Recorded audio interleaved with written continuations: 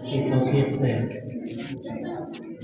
हम यहाँ पर हाजिर हुए हैं और अपनी बेटियों का, अपनी बच्चियों का, कौम की बच्चियों का हमने ये बहुत शानदार दीनी प्रोग्राम सुना है। ये अल्लाह का फजल है कि अल्लाह ने हमें मदारिस और मकातिब कायम करने की तौफीक बख्शी। मदारिस, मकातिब और मसाजिद, इन्हीं के ज़रिए से पूरे आलम में हिदायत फैली है। मस्जिदों के ज़रिए, मकतबों के ज़रिए, मदरसों के ज़रिए, और सारे अंबिया किराम, अल्लाह के हबीब सल्लल्लाहु अलैहि वसल्लम, सहाबा किराम और बाद में आने वाले और क़यामत तक जितने भी अहले हक होंगे, ईमान वाले होंगे, अल्लाह के नेक बंदे होंगे, वो इन्हीं के ज़रिए से हिदायत फैलाते रहेंगे। दीन की सारी मेहनत और कोशिशों के यही मरकज़ हैं। या तो मस्जिद से हिदायत फैलती है, या मदरसों से हिदायत फैलती है, या मकतबों से हिदायत फैलती है। मस्जिदों से जो हिदायत फैलती है उसकी मौजूदा शक्ल दावत व तबलीग और तालीम।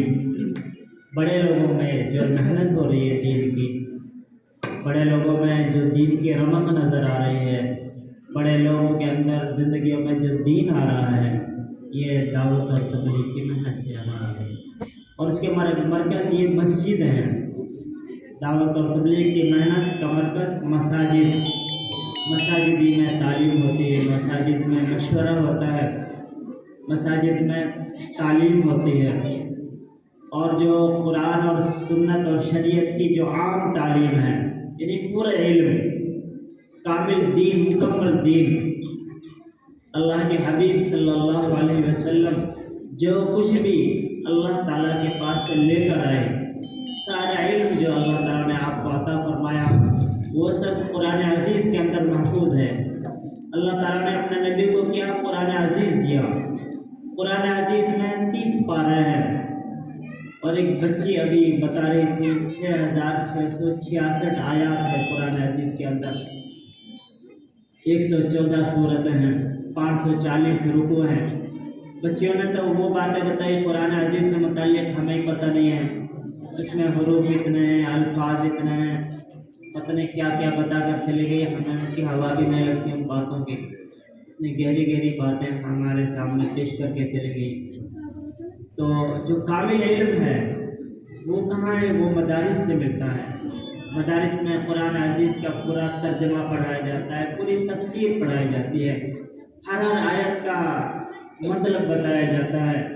फिर नबी सल्लल्लाहु अलैहि वसल्लम की जो अहादीस हैं, मुकम्मल अहादीस, उनके इस तरह से तो उनका काबिल शुमार नहीं है कि वो कुल मिलाकर कितनी है, लेकिन मुहद्दिसीन किराम ने उन सब को अपने अपने किताबों में महफूज कर लिया है।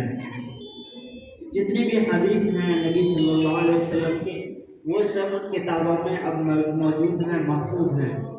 तो मदारिस के अंदर वो सारी अहादीस पढ़ाई जाती हैं।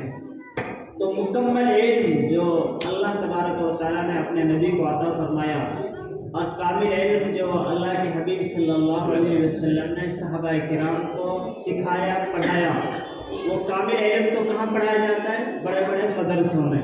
मुकम्मल इल्म, सारी अहादीस और कुरान पाक की मुकम्मल तफसीर।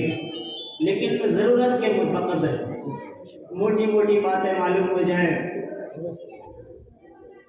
कुछ फ़राइज़ के बारे में इल्म हो जाए, कुछ हराम के बारे में इल्म हो जाए, कुछ नमाज के मसाइल आ जाए, कुछ पाकी के मसाइल आ जाए, ये मोटी मोटी बातें दीन की, थोड़ी थोड़ी बातें, यह हमें जमात में निकल कर हासिल हो जाती हैं। जमात में निकल कर हम दीन की मोटी मोटी बातों को सीख लेते हैं। और मकातिब और ये इब्तिदाई मदरसे, ये तो जड़ बुनियाद है इल्म की। इल्म जिस तरह से हमारा खेत होता है, खेत में हम बीज डालते हैं, सबसे पहले उसको जोतते हैं, फिर उसमें बीज डालते हैं।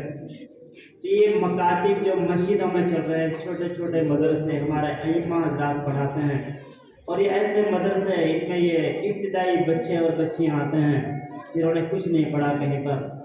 तो ان کے ذریعے سے اس علم کا بیج ڈالا جاتا ہے ان کے دلوں میں۔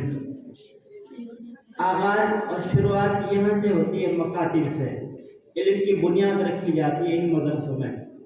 پھر الحمدللہ یہ قرآن عزیز پڑھنا شروع کرتے ہیں، پھر آگے بڑھتے ہیں، مسائل یہ سیکھتے ہیں، آگے بڑھتے ہیں تو پھر یہ بھی قرآن پاک کی تفسیر اور احادیث مبارکہ اور شریعت کا کامل علم حاصل کرتے ہیں۔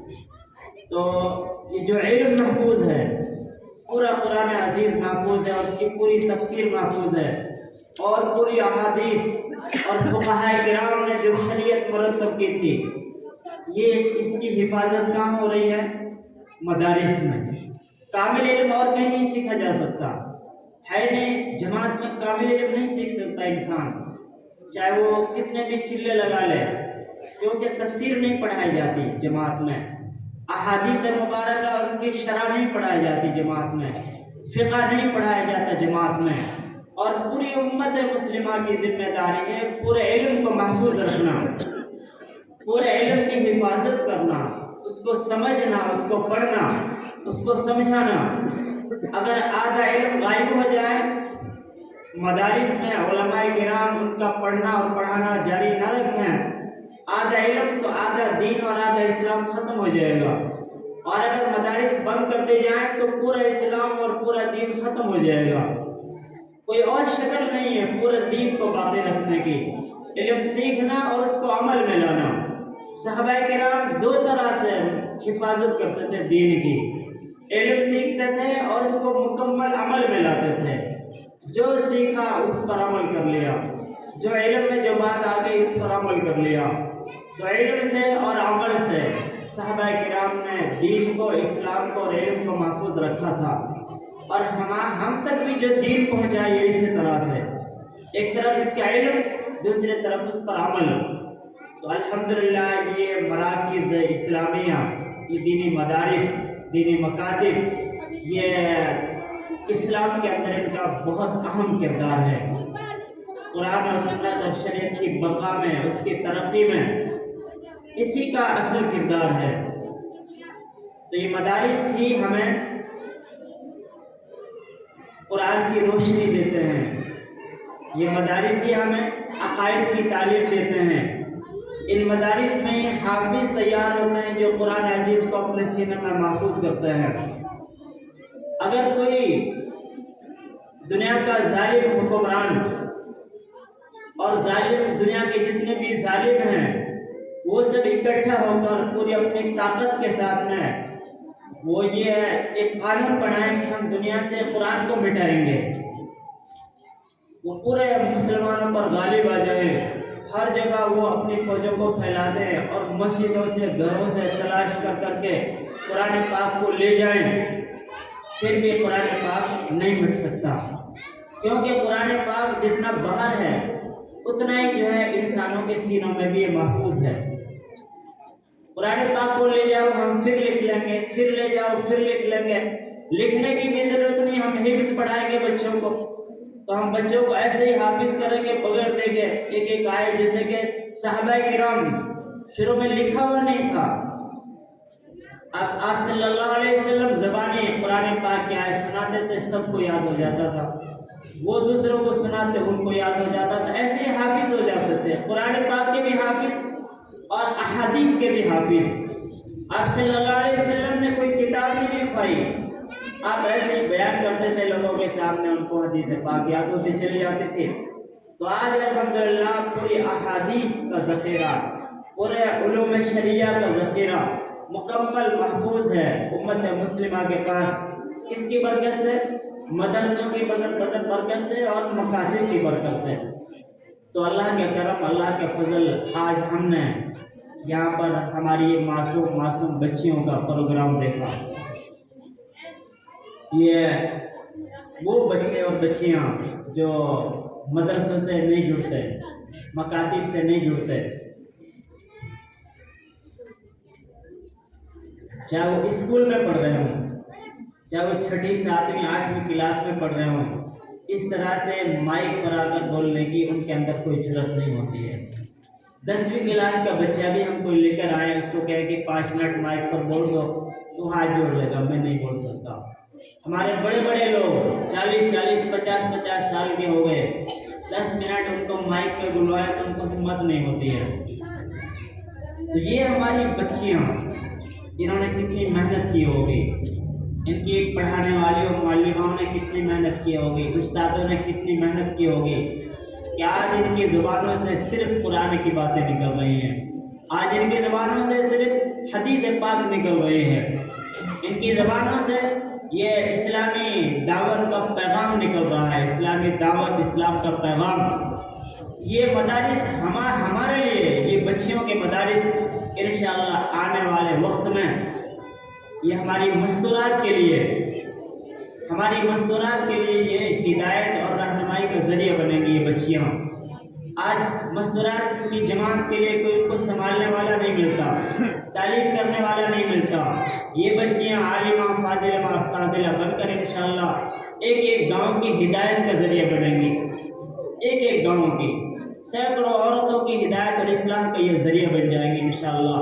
یہ یہاں علم حاصل کر کے اپنے جہاں بھی رہیں گے انشاءاللہ مکتب قائم کریں گے اور تعلیم کیا کریں گے۔ ایک ان پڑھ کی تعلیم ہوتی ہے، ایک پڑھی لکھی کی تعلیم ہوتی ہے، دونوں میں بہت فرق ہے۔ وہ بچیاں، وہ عورتیں جو بہت کم پڑھی لکھی ہیں، وہ کچھ پڑھتی ہیں اور سمجھ میں بھی نہیں آتا۔ یہ عالمہ اگر تعلیم کرے تو اس کا الگ ہی اثر ہوتا ہے، سب کو سمجھ میں آتا ہے اچھا۔ اور عورتوں کے متعلق بہت سارے مسائل ہیں، عورتوں سے متعلق بہت سارے مسائل ہیں جو عورت صرف عورت سے پوچھ سکتی ہے، اپنے مرد سے بھی شرماتی ہے، کچھ ایسی باتیں ہوتی ہیں عورتوں کی۔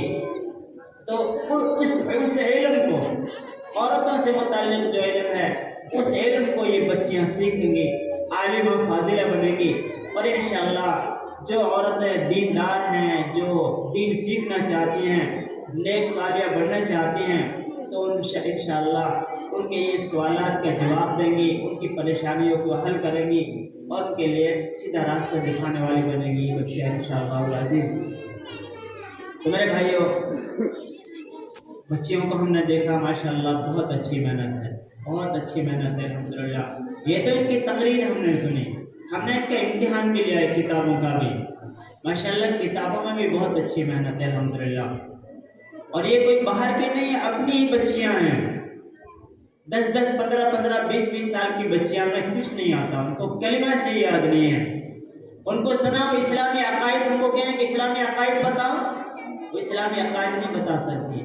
ان سے پوچھو فرشتوں کے بارے میں بتاؤ، فرشتوں کے بارے میں اسلام کی کیا تعلیم ہے، فرشتوں کی حقیقت کیا ہے، وہ کون ہے، نہیں بتا سکتی۔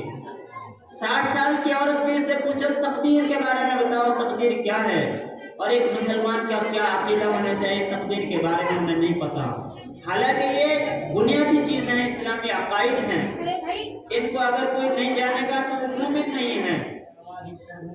قبر کے بارے میں، حشر کے بارے میں، جنت اور جہنم کے بارے میں، نبیوں کے بارے میں، آسمانی کتابوں کے بارے میں، اللہ تعالیٰ کی ذات اور صفات کے بارے میں ہر مومن اور مومنہ پر فرض ہے کہ ان کی تفصیل معلوم کر کے ان کا یقین دل میں پیدا کریں۔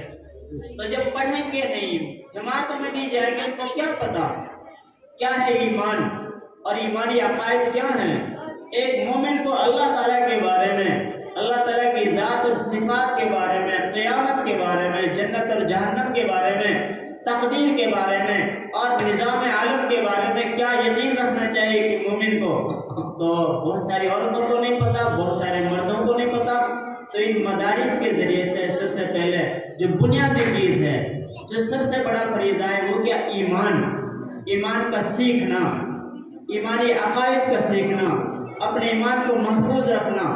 تو یہ بہت بڑا یہ عمل ہے اور بہت بڑی یہ نیکی ہے اور بہت بڑی یہ ذمہ داری ہے کہ اپنے بچے اور بچیوں کو پہلے اسلامی عقائد سکھانا، یہ بنیادی چیز ہے۔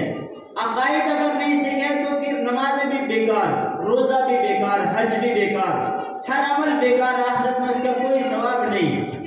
اگر بندے نے، کسی مرد نے یا عورت نے یقین نہیں سیکھا، یقین نہیں بنایا، ایمان نہیں سیکھا، ایمان کی باتیں نہیں سیکھی، تو کتنے بھی وہ نیک عمل کرے، تہجد پڑھے، کچھ بھی کرے، وہ آخرت میں اس کا کوئی ثواب نہیں ملے گا۔ تو ان مدارس میں جو یہ کتابیں پڑھائی جاتی ہیں، ان کو پڑھ کر یہ ایمان سیکھتے ہیں، ایمانی عقائد کو سیکھتے ہیں، جو ماں باپ کی سب سے پہلی ذمہ داری ہے کہ اپنے بچے اور بچیوں کو ایمانی عقائد سکھاؤ، دین سکھاؤ۔ تو الحمدللہ یہاں اس مدرسے میں، اور سینکڑوں مدرسے ہیں میوات میں، لڑکوں کے بھی اور لڑکیوں کے بھی، وہاں جو سب سے بڑا فائدہ ہے وہاں اپنے بچے اور بچیوں کو بھیجنے کا، وہ یہ ہے کہ کم سے کم ان کا ایمان ٹھیک ہو جاتا ہے، اسلامی عقائد انہیں معلوم ہو جاتے ہیں تفصیل کے ساتھ میں، ایک مومن کا کیا عقیدہ ہونا چاہیے، عمل میں چاہے کمزوری ہو مگر ایمان اور یقین اور عقیدہ ان کا اچھا اور کامل ہوتا ہے۔ اعمال میں کمزوری وہ دوسری چیز ہے، لیکن اعمال میں کمی بیشی رہی تو وہ چلے گی، لیکن عقیدہ اور ایمان میں کمزوری رہی تو وہ ہرگز نہیں چلے گی آخرت میں، یہ آدمی کامیاب ہو نہیں سکتا۔ تو اللہ تبارک و تعالیٰ ہمارے بچیوں کو کامیابی عطا فرمائے، اور ان بچیوں کے ماں باپ، ان کے سرپرست جو اپنی بچیوں کو اپنے دل پر پتھر رکھ کر، اپنی آنکھوں پر پٹی باندھ کر اتنی ہمت اور جرأت کرتے ہیں۔ بچوں کو تو آسان ہوتا ہے بھیجنا، کوئی بھی اپنی آنکھوں سے دور کر دیتا ہے، لیکن یہ معصوم بچیاں، نہ باپ برداشت کرتا ہے ان کی جدائی کو، نہ ماں برداشت کرتی ہے ان کی جدائی کو، اور خاص کر اس وقت میں 5 سال 6 سال 8 سال کی بچیاں، یہ بہت دل گردے کی بات ہوتی ہے، بہت ہمت کی بات ہوتی ہے کہ ایک ماں اپنی معصوم سی بچی کو اپنی آنکھوں سے دور کر دے، اس کو کسی مکتب یا مدرسے میں بھیج دے، اپنی آنکھوں سے اوجھل کر دے اور وہ صبر کر لے اس کا، یہ بہت ہمت اور دل گردے کی بات ہوتی ہے۔ اللہ تعالیٰ ان ماؤں کو دونوں جہاں میں عزت عطا فرمائے، اللہ تعالیٰ ان ماؤں کو جنت الفردوس عطا فرمائے، جو مائیں اتنی جرأت اور ہمت دکھاتی ہیں کہ اپنی بیٹیوں کو مدرسوں کے حوالے کر دیتی ہیں۔ اللہ تعالیٰ ان باپوں کو بھی جنت عطا فرمائے، ان کو کامیاب فرمائے کہ جو فیس دے دے کر 5,000 10,000 15,000 20 ہزار فیس دے دے کر اپنے بچیوں کو علم دین سکھا رہے ہیں۔ اسکولوں میں تو بہت سارے لوگ فیس دے رہے ہیں، مگر وہ لوگ بڑے باہمت ہیں اور بڑے نیک ہیں، وہ لوگ بڑے اچھے ہیں، وہ لوگ جو اپنی بچیوں کو مدرسوں میں بھیجنے اور فیس دے رہے ہیں۔ یقیناً یہ فیس ان کے لیے آخرت میں نجات اور ہدایت کا ذریعہ، بخشش کا ذریعہ بنے گی، اور دنیا میں بھی ہدایت کا ذریعہ بنے گی انشاءاللہ۔ یقیناً اس کا اچھا صلہ ملے گا ماں باپ کو۔ ماں باپ کو تو اس پر بھی نیکی ملتی ہے کہ بازار میں سے وہ اپنے بچیوں کے لیے سبزی خرید کر لے کر آیا، 50 روپے کی سبزی لے رہا ہے، اس پر بھی ثواب لکھ دیا جاتا ہے باپ کو۔ یہ اپنے بچوں کے لیے 50 روپے کی سبزی لے کر آیا، فرشتے اس کا ثواب لکھ دیتے ہیں۔ بچہ بچی بیوی بیمار ہوئی، یہ ڈاکٹر کے پاس لے کر جاتا ہے، 200 400 500 روپے میں اس نے دوا میں پیسے دیے، اس کو بھی فرشتہ لکھ دیتا ہے، قیامت میں اس کا بھی اس کو ثواب ملے گا۔ ہم اپنے بیٹے بیٹیوں کے لیے چپل خریدتے ہیں، کپڑے خریدتے ہیں، اس پر بھی ثواب ملتا ہے۔ کب؟ جب مسلمان یہ جانتا ہو کہ ان چیزوں میں بھی ثواب ہے، تب ثواب ملتا ہے۔ کوئی ثواب کی نیت ہی نہ کرے، کوئی یہ مسائل جانتا ہی نہ ہو، ایسے بس اپنی مستی کے لیے وہ بھی بچوں کی ضرورتیں پوری کر رہا ہے، اپنے شوق پوری کرنے کے لیے، اور غصے کے ساتھ میں، چڑچڑاپن کے ساتھ میں، جب بھی اس کو کہا جائے سبزی لا تو اس کو غصہ آتا ہے، ارے ہر روزانہ سبزی کل تو لایا تھا، ماچس ختم ہو گئی، ابھی سے ختم ہو گئی، کپڑے پھٹ گئے، کیوں پھٹ گئے کپڑے، برتن ٹوٹ گئے، کیوں ٹوٹ گئے، جو لڑائی جھگڑا کرتا رہتا ہے ایک بات پر، اس کو ثواب نہیں، جو اندر سے خوش ہوتا ہے کہ میں جو اپنے بیوی بچوں کے لیے خرچ کر رہا ہوں، ان کی ضرورتیں پوری کر رہا ہوں، ان کے لیے مکان روٹی کپڑے کا انتظام کر رہا ہوں، مجھے آخرت میں اس کا ثواب ضرور ملے گا، تو ان لوگوں کو ثواب ملتا ہے اس پر۔ تو جب روٹی کپڑے مکان پر ثواب ہے، تو وہ لوگ جو اپنے بیٹے اور بیٹیوں کو مدرسوں میں بھیج رہے ہیں اور ان پر روپے پیسے خرچ کر رہے ہیں، تو کیا اس پر ثواب نہیں ملے گا؟ اس پر تو 1 کے لاکھوں ملیں گے، 1 کے لاکھوں ملیں گے، کیونکہ وہ تو دنیا ہے، روٹی کپڑا مکان وہ تو دنیا ہے، یہ تو دین ہے، یہ تو شریعت ہے، یہ تو اللہ کا قرآن ہے، اللہ کا کلام ہے، نبی صلی اللہ علیہ وسلم کی احادیث مبارکہ ہیں۔ تو ان کے لیے اپنے بچیوں کو اپنے گھر سے دور کریں، مدرسوں کے حوالے کریں اور ان پر پیسے خرچ کریں، تو یقیناً اس کا بے شمار اللہ تعالیٰ کے یہاں اجر و انعام ہمیں ملے گا انشاءاللہ العزیز۔ تو الحمدللہ آج کے پروگرام سن کر بہت خوشی ہوئی ہے۔ ہم نے صبح امتحان بھی لیا تھا، بچیاں عربی بھی پڑھ رہی ہیں، فارسی بھی پڑھ رہی ہیں، قرآن پاک کا ترجمہ بھی پڑھ رہی ہیں، احادیث بھی پڑھ رہی ہیں۔ تو انشاءاللہ یہ وہ عظیم دولت اپنے لیے اکٹھا کر رہی ہیں کہ ماں باپ اپنی بیٹے اور بیٹی کے لیے بھی ساری دولت دی، مان لو 50 لاکھ روپے دے دیے، ایک ایسا محل بنا کر دے دیا، گاڑی دے دی اپنے بچے کو، مگر علم دین نہیں دیا تو کچھ نہیں دیا اس نے۔ وہ کباڑا ہے جو اس نے دیا ہے، وہ تو دھول مٹی ہے جو اس نے دیا ہے، اگر علم نہیں دیا۔ ایک ماں باپ نے اپنے بچے کو علم دین دے دیا، چاہے انہوں نے کچھ نہیں دیا اس بچے کو، علم دین سکھا دیا، تو میرے بھائیو ان ماں باپ نے اپنے بچے کو سب کچھ دے دیا، دنیا اور آخرت دونوں جہاں کی دولت اور عزت دے دی ہے۔ تو ہم اپنے بچے اور بچیوں کے بارے میں یہ نیت کریں کہ انشاءاللہ ہم علم دین ضرور پڑھائیں گے، 2 4 6 سال ضرور مدرسے میں اور مکتب میں اپنے بچے اور بچیوں کو پڑھائیں گے، پھر آگے ان کے لیے سوچیں گے کہ کوئی اسکول میں بھیجنا ہے یا کاروبار اور روزگار سے لگانا ہے، بلکہ اسکول سے تو آپ شروع سے جوڑیں اپنے بچوں کو۔ بعض بچے ایسے بھی ملتے ہیں جو اسکول بھی نہیں جاتے، حالانکہ اسکول میں جانے کا تو سب کو شوق ہوتا ہے، سب کو شوق ہوتا ہے، مگر کچھ ایسے آوارہ ماں باپ ہوتے ہیں کہ انہیں تعلیم کا کوئی فکر نہیں ہے۔ تو اپنے بچوں کو اسکول سے بھی ہمیں جوڑنا ہے، مگر وہ فرض نہیں، وہ دوسرے وہ دنیا کے اعتبار سے ہے۔ اصل فریضہ جو اخروی فریضہ ہے، جو شرعی فریضہ ہے، جو اللہ کا امر ہے، اللہ کا حکم ہے، وہ ہے اپنے بچے اور بچیوں کو علم دین سکھانا۔ علم دین سکھانا یہ بنیادی فریضہ ہے۔ تو جو لوگ اپنے بچوں کو یہاں پڑھا رہے ہیں ان کے لیے بڑی سعادت اور خوش قسمتی کی بات ہے۔ اللہ تعالیٰ ان کے حوصلوں کو بلند فرمائے، اللہ تعالیٰ ان کی اس قربانی کو قبول فرمائے، اور ہم میں سے جن کے بچے نہیں پڑھ رہے ہیں ہم یہ فکر لے کر جائیں گے کہ انشاءاللہ علم دین ضرور سکھائیں گے۔ ہمارے پوتے پوتیاں، نواسی، ہمارے بھائی، محلے، پڑوس، ہم سب میں یہ بات چلائیں گے۔ یہ بھی ایک دعوت اور تبلیغ ہے، یہ بہت اہم دعوت اور تبلیغ ہے کہ بچے اور بچیوں کی تشکیل کرنا، بھائی ان کو مدرسہ بھیجو، ان کو مکتب بھیجو، یہ بھی ہماری زبان پر جاری رہنا چاہیے ہر وقت۔ یہ دعوت بھی، یہ تبلیغ بھی، تبلیغ صرف وہی نہیں ہے ایک لائن کی، اس لائن کی یہ بڑی اہم تبلیغ ہے۔ بس تعلیم کا چرچا کرتے رہیں، تعلیم کے بارے میں یہ ہم مشورہ کریں، اپنے مشوروں میں بھی ہمارے مکتب میں کتنے بچے آ رہے ہیں، کتنے بچے نہیں آ رہے، یہ مشورے میں ہونی چاہیے یہ بات، جو ہم مغربی عشاء کے بعد مشورہ کرتے ہیں کہ مکتب میں کتنے بچے آ رہے ہیں، کتنے رہ گئے، ان کو کیسے لایا جائے گا، بتاؤ کون کون ملاقات کرے گا ان گھر والوں سے جن کے بچے مکتب میں نہیں آ رہے ہیں، یہ بھی ہمارے مشورے میں آنا چاہیے۔ کوئی ڈرائیور ہے بیچارہ گھر پر نہیں ہے، بھائی اس کے بچے کون لائے، وہ ماں باپ تو ہے نہیں، تو ان کے بچوں کو ہم کیسے لے کر آئیں مکتب میں، اور کوئی معذور اور مجبور ہے تو اس کی ہم کیسے مدد کریں، اس کے عذر کو کیسے دور کریں، اس کے بچے بھی کیسے آئیں۔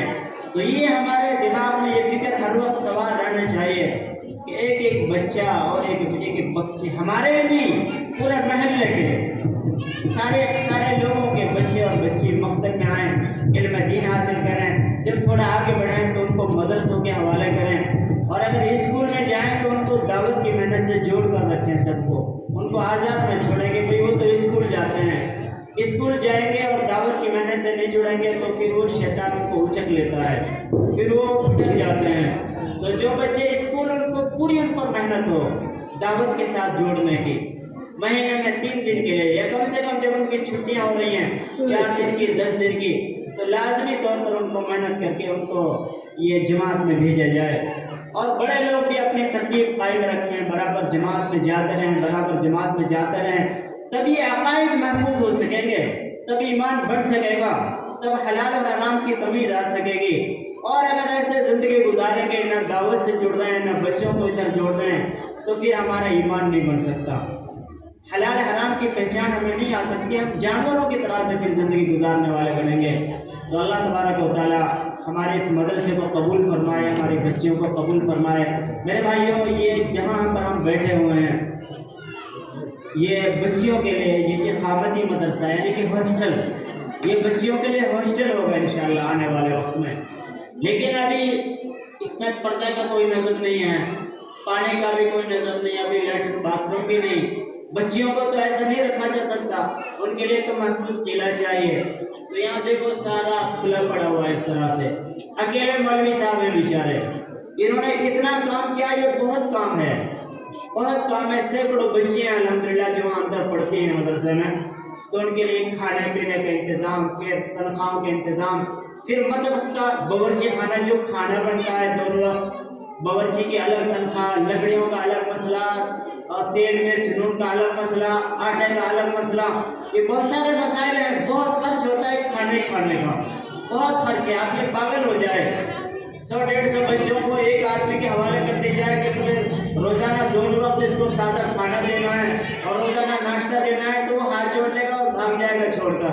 भाई 5 बच्चे मेरे हैं, वो मुझसे नहीं संभल रहे, दोनों वक्त उनके लिए ताज़ा खाना मैं नहीं दे पा रहा। ये मुफ्ती सब्जी बनाता हूँ, वही दोनों वक्त चलती है, तो यहाँ दोनों वक्त ताज़ा बनता है, दोनों वक्त ताज़ा खाना और नाश्ता भी ताज़ा इनको बनता है। और अकेले मौलवी साहब इतना बड़ा बोझ है, तो आप हजरात ये फिक्र लेंगे इंशाअल्लाह हम इसके लिए दुआ भी करेंगे अल्लाह ताला से कि अल्लाह ये बच्चों का मदरसा अभी नातमाम है, अधूरा है, अल्लाह इस मदरसे की मदद फरमा, इसकी गैबी मदद फरमा कि इसकी जितनी भी तामीरी ज़रूरत है ये सब जल्द अज जल्द पूरी हो जाएं। और इंशाअल्लाह मुझे उम्मीद है आप हजरात भी ताउन करेंगे दिल खोलकर, आप गांव में भी ये बात चलाएंगे। जब मौलवी साहब गांव में जाएंगे और इसके लिए आप लोगों से ताउन की दरख्वास्त करेंगे, तो इंशाअल्लाह आप इनका साथ देंगे, आप इनकी पूरी मदद करेंगे। और अभी जो है ना ये बच्चों ने प्रोग्राम पेश किया था, हमारे किसी भाई ने इनाम नहीं दिया। आजकल हम गांव में जा रहे हैं, बहुत इनाम देते हैं ऐसे नौजवान बड़े लोग, ये बच्चों के लिए जो तकरीर करते हैं, इनका हौसला बढ़ता है। मगर आप लोगों की तरफ से कुछ इनाम नहीं आया था। अगर आप थोड़ा सा हिम्मत करें, 10 रुपये 20 रुपये 100 रुपया तो बहुत अच्छा होगा कि हाँ ये जमा करवाएं। जिन बच्चियों ने मेहनत की, बेचारियों ने, इनको खुशी हो, हौसला मिले। बच्ची तो हैं बेचारी, तो ये तो इससे खुश होते हैं। अल्लाह ताला जज़ा खैर अता फरमाए। हमारे एक भाई ने 100 रुपये दिए हैं, एक भाई ने 200 रुपये दिए हैं, कुछ ना